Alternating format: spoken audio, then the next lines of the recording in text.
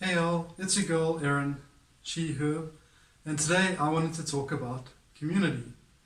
I recently put up a video addressing the breadPROLES, or to put it in other words, the breadtubers with a lot of social capital, for example, subscriber numbers, and talks about why I feel like lack of community is leading to a lot of harm being swept under the rug.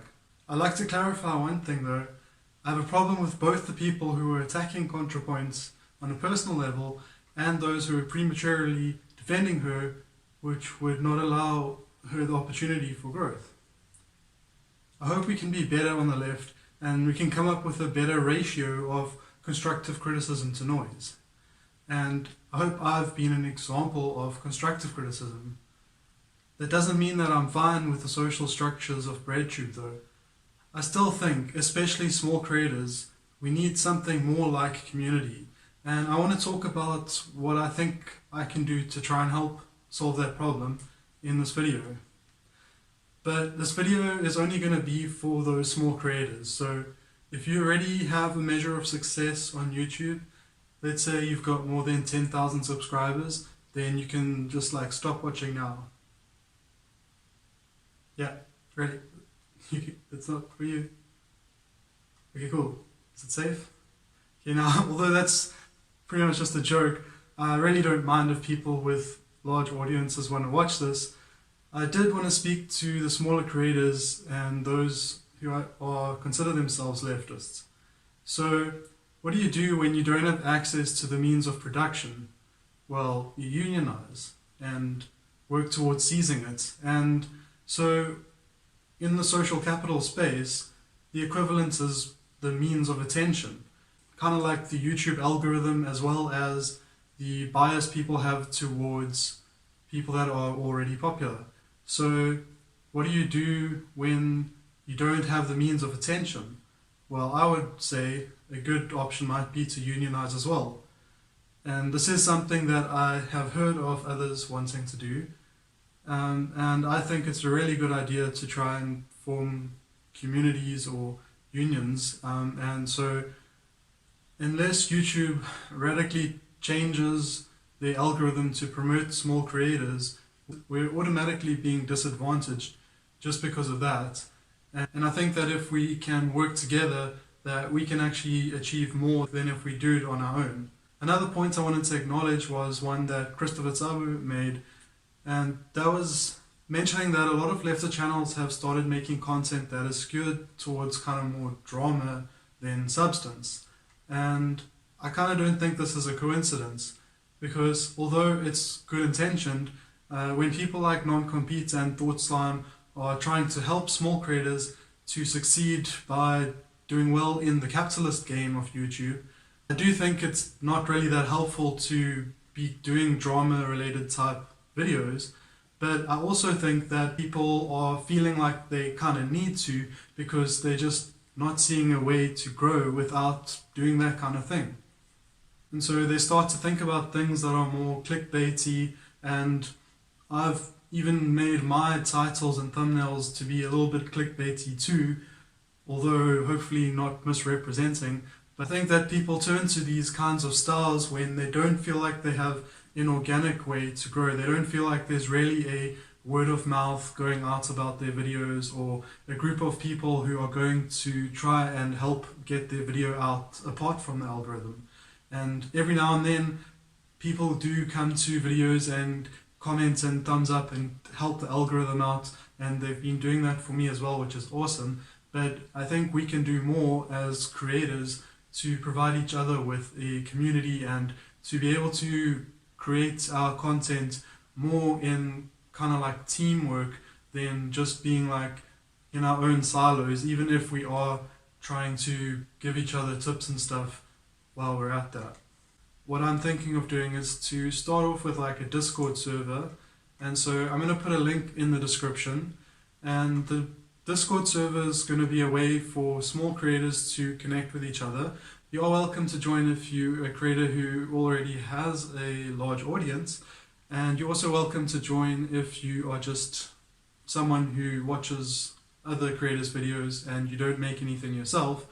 But the purpose of the Discord server is going to be to try and help the smaller creators to connect with each other, network, and help each other to improve on their content, and also to help get the word out and help with making sure that the stuff we're making is being inclusive and isn't going to have problematic stuff in it.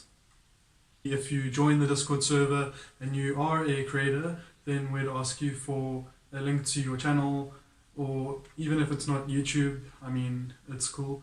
And then we can have a look and get a role for someone who should be like a supporting role, like if you're a larger creator, or in like needing support role, like if you're a smaller creator, or just like a general friend, comrade, if you are neither.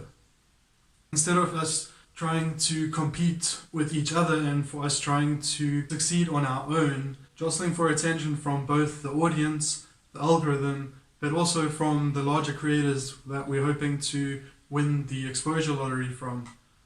And while it's definitely helpful for those creators to give those shoutouts or to help people with improving their production quality and viralness of their content, I think that stuff happening on its own without the community part added in is just going to end up favoring the people who are most privileged all over again, and the people who need the most help with their channels, the most help with improving their content or with getting their content before the right audience. Rather, we should be able to learn from each other and to give each other tips, to help each other with ideas for thumbnails and titles, go over each other's scripts if we want for checking, boosting each other's videos to all our different social circles if we want to, and just general mutual aid type stuff. And if you join and you're a small creator and you do get above to 10k, then obviously you can stick around. You'll change roles to someone who can offer more of a supporting role. And I think that's going to make it easier for us to make our content and easier for the content we make to get to people, because I really believe that everybody has something valuable to add to the conversation. Even if it's art or comedy or whatever it is, you're adding to the conversation of society. You're participating in the social aspect of our species.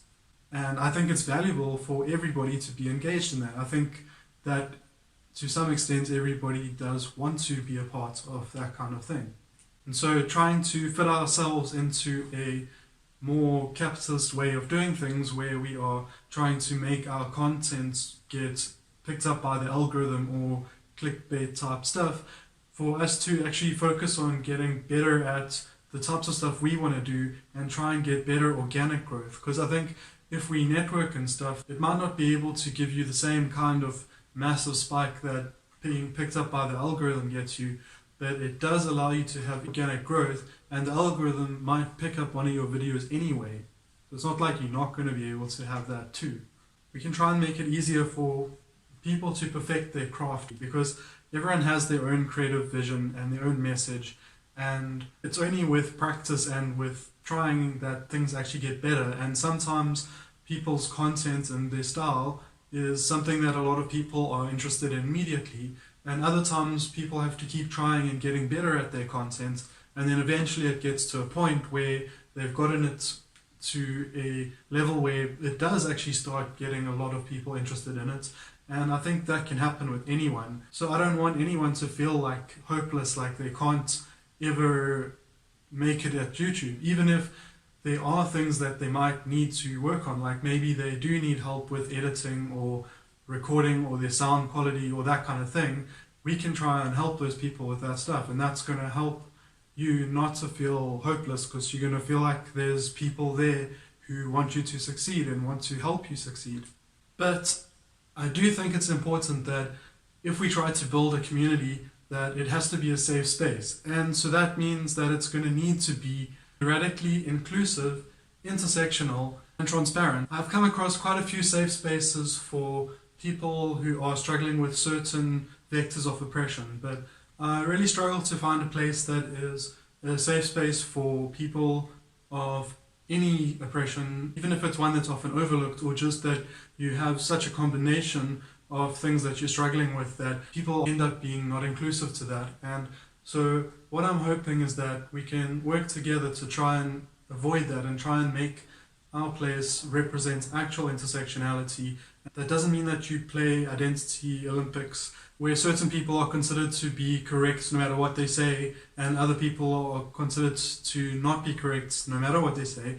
No, it just means that when there is any kind of friction or something, then we have a handle at looking at where different people are coming from and take that into account when we try and resolve that friction. And if there is someone who is trying to use their identity to get away with being abusive, then in that process that we go through, they'll be asked to self-crit about that.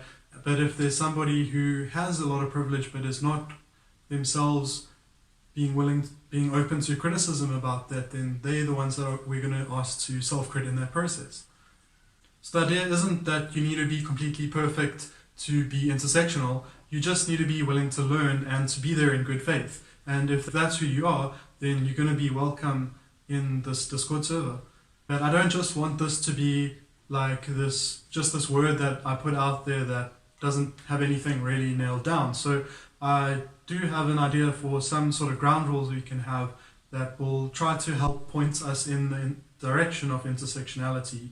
But are always obviously not going to be treated as law. What I'm thinking is if someone does break one of those ground rule type things, then there will be a restorative justice style process.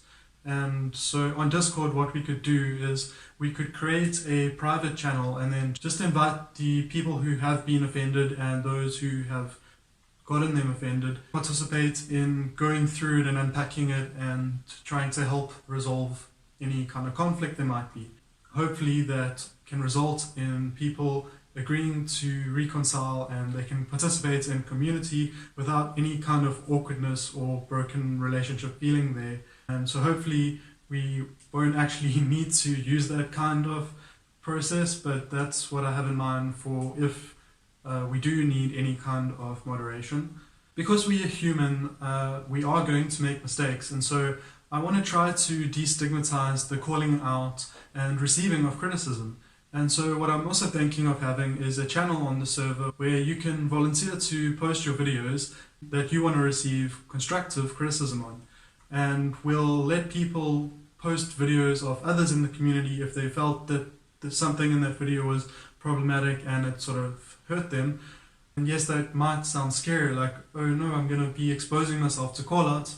It's going to be in like this contained space with a focus on it being constructive and not personal and on education rather than just trying to bully people into changing their minds. Because I think that that kind of thing is helpful to keep a community healthy. In like corporate organizations, they have HR departments that try to handle when there's interpersonal issues, but be our own HR departments if we normalize constructive criticism. So that's going to help us to work together with each other. I think we can all get to a place where our content is going to be inclusive, and that's something that I don't think you can really get right on your own anyway. So that's a real benefit to doing things in community. We're also going to help each other get better at how we give those criticisms to not do it in ways that are hurtful.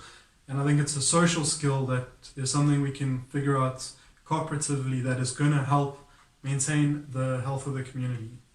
But I also just wanted to tell you a little bit about myself, just so that you know where I'm coming from. So I am white, but I do live in South Africa, and so we have moved a little bit further than a lot of places when it comes to the conversation regarding race and reparations and that kind of thing. So hopefully I'm slightly more woke on it than the average Western white person, but I am going to try to be super open to criticism when it comes to race, and I'm going to be subject to the same call-out process as everyone else. I'm autistic, so I'm going to treat each person as an individual, and I'm not going to try to put them into any box. I'm queer, but I'm not really that much into the LGBT labels, more the queer label. I'm more interested in like a gender revolution than just expanding to having a couple more gender identities and sexualities. because I have done some research into the science about gender and sexuality, and so I have pretty strong opinions now on what we should do when it comes to our social constructs of gender. I also do have some disabilities. I don't really want to talk about them, but there's some physical and social barriers to me living my full life. Sometimes I do break into tears because of dysfunctionality of my body, or because I don't understand why someone is saying something to me and it's like mean and stuff. So I'm not the perfect candidate for intersectionality, but I'm at least not suffering from only a single vector or no vectors of oppression. So I have a couple of data points. I can use my experience of the binaryism, ableism, and classism to help me and identify other types of oppressions too. If you're not interested in joining this Discord server or being part of this kind of community or whatever, feel free to bail out of the video or whatever. But for those who are interested, I wanted to go through those ground rules that I thought of for initially trying to help us point towards intersectionality. So first of all, no personal attacks. If things get heated, like try and take a break until you can calm down and make your arguments about the person's points and their ideas and their actions, rather than their identity, or make it about who they are. So second, no bigotry, and that doesn't just mean like don't be a racist and don't be ableist, don't be transphobic and homophobic, etc. But it also means just when it comes to anything, don't think of yourself as being better than someone else. Don't be condescending. A lot of people who call themselves leftists have a bigotry when it comes to understanding of philosophical authors and stuff, and it's just not helpful. So that's something that I really would encourage people not to engage in. So I would encourage people to explain stuff to people rather than to try and make them feel like they should already know stuff. Obviously, no racism, and we have to understand that race is a social construct. It's not like this physical thing. And of the racial social constructs, whiteness, empowered by the states and empowered by capitalism and by a lot of cultural things that have been normalized. But eventually, when we've dismantled white supremacy and there isn't any racial injustice in our society anymore, then we won't need to use the label white, because it doesn't actually refer to anything. Race is nothing to do with the color of your skin anyway. For no gender or sexual binarism, although you're welcome to be part of the community if you are cis or trans-binary, what I'm hoping is that this space can be safe for people who aren't on board with the gender binary as well. And so I'm going to ask that there is no promotion of the binaries of gender on the channel. And that's just going to help us to keep out people who might also be harmful, like TERFs. I myself identify as 100% woman, so I don't consider myself to be any part man. I don't have any masculinity, and I don't think any part of me, inside or out, is masculine. I don't think I've ever been male. I consider myself to have always been female. Even though I consider myself 100% woman, why I don't call that binary is because womanhood doesn't exist on a binary, and I can be fully a woman without also having to call it a binary. When I call it a binary, I'm implying it's one of two options rather than something more of like one of many in a constellation of options. Just don't try to tell people in the community that gender is binary or that sex is binary. Basically, that's what I'm asking. 5 would be no ableism. So similar to gender, one of the biggest issues facing people when it comes to ableism is the framing that the oppression is projected in. So when it comes to ableism, certain abilities are almost like fetishized and considered to be highly intelligent, where other abilities, you can be amazing at them and nobody bats an eye. If you don't have strong abilities in the fetishized ones, then people act like you are somehow less, that you're somehow deficient. Even if it's not conscious, they just have this bias that is thinking that you are less valuable.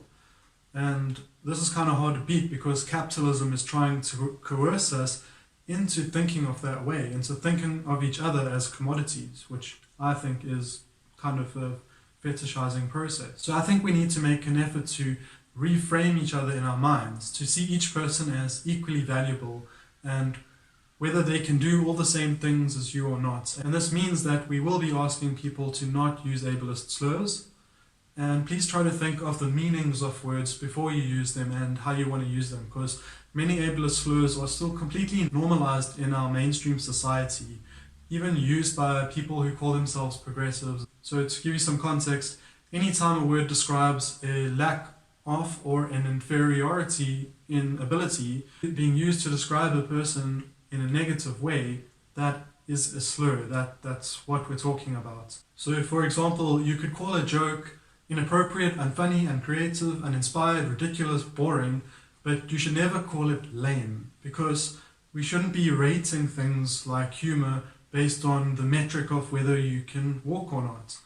We just need to find better words for that. And the same goes for words that imply negativity towards people's cognitive abilities and invisible disabilities. And so, for example, scientifically speaking, there's no such thing as general intelligence. So that means that our intelligences are varied and you are uniquely capable in different ones to different levels, and there's no single commonality that turns them all up or down. They're just independent of each other, and we're just unique people, and it's cool. So if you imply that somebody's intelligence is high or low, in both cases that is problematic, because you're implying that there is such a thing as having a high or low general intelligence. Rather be specific and say you're really good at doing this thing that you're describing, not saying it's up to just some general intelligence. 6, no autism phobia. If you're not able to tell if something is autism phobic or not, don't stress. We will try to help and make it easier if anything you say is like that. The easiest way to make sure that you can get this right, though, is just to treat each individual person as unique.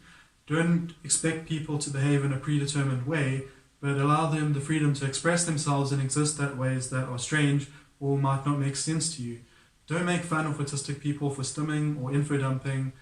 Don't assume that questions or statements you don't understand are being given in bad faith. Autistic people tend to view information sharing as an important social activity, and oftentimes you'll end up agreeing. It's just that you had completely different ways of framing the thing.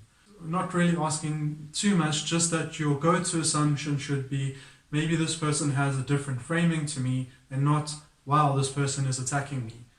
And so I'm just mentioning this so that autistic people know kind of what I mean when I say autism phobia, because it's not really a word that's popularized. 7, just going to ask that there's no not safe for work content on the Discord, or that it doesn't break their terms of service.